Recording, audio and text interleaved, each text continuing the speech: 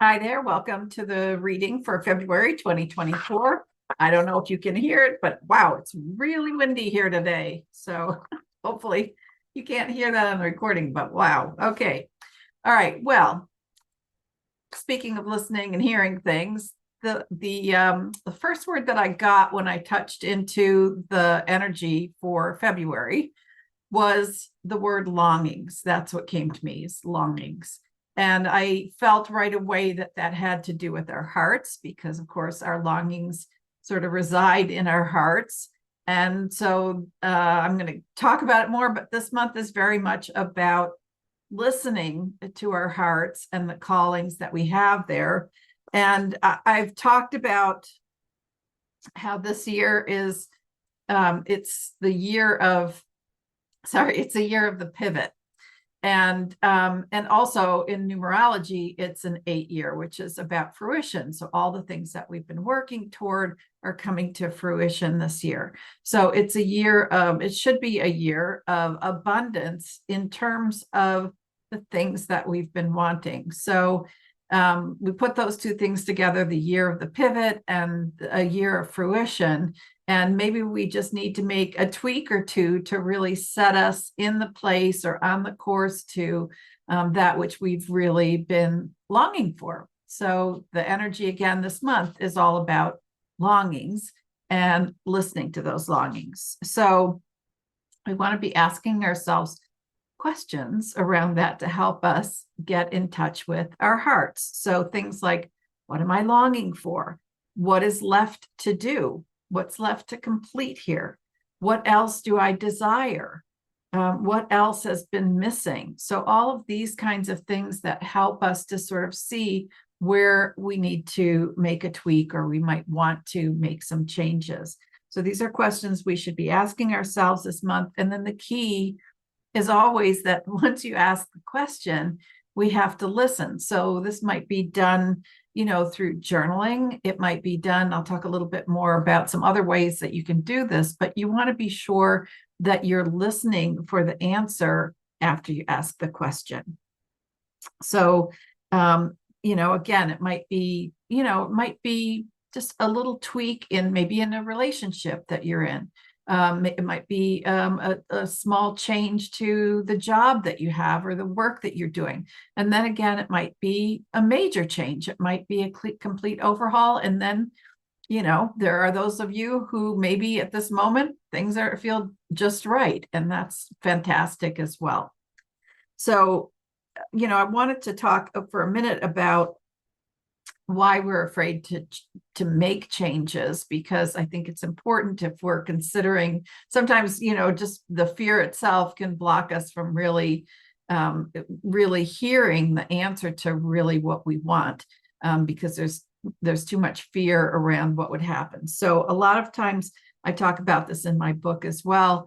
A lot of the reasons why we're afraid to change might be because things then will change.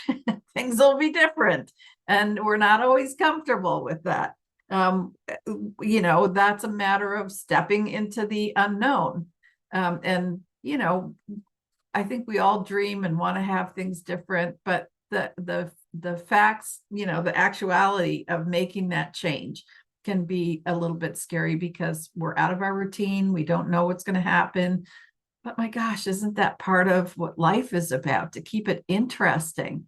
I mean, why just keep doing the same things day after day after day? There's got to be something that keeps a spark, that keeps things interesting. So we can be afraid of making a change because we step into the unknown.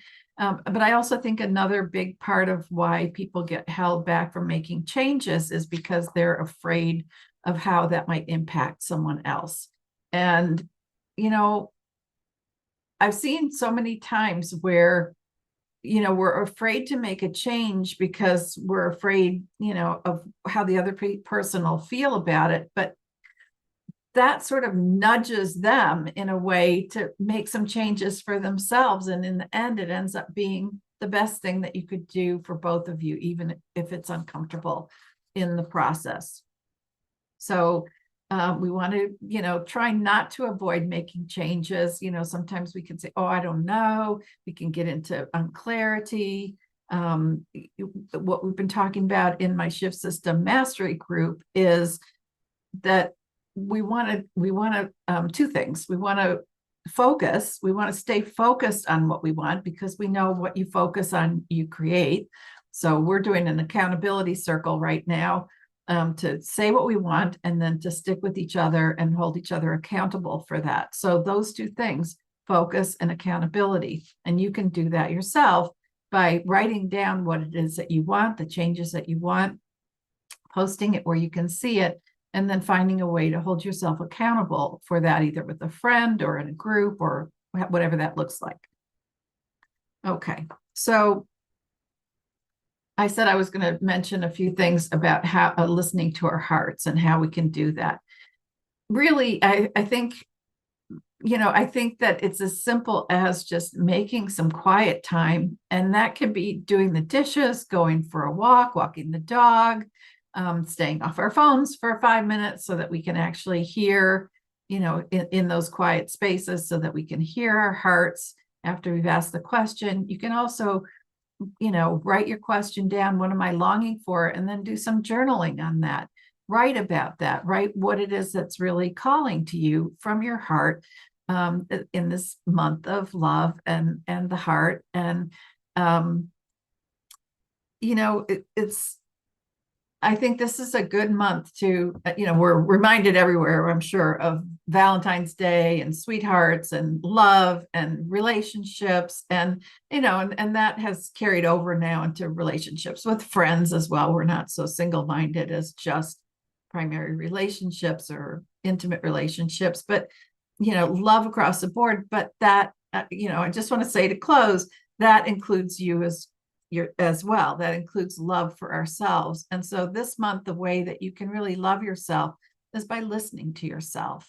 What is it that's calling to you this month? Because this whole year is going to be about supporting you to have what you want, and to make the changes that will fulfill another level, another tier of your life, another corner of your painting to fill in. And so we have a lot of opportunity this year, a lot of good energy supporting us in changing, just redirecting our lives a little bit so that we can step into a realm of what we've really been longing for, that part of your life that you've always known you wanted to live, but you just haven't gotten there.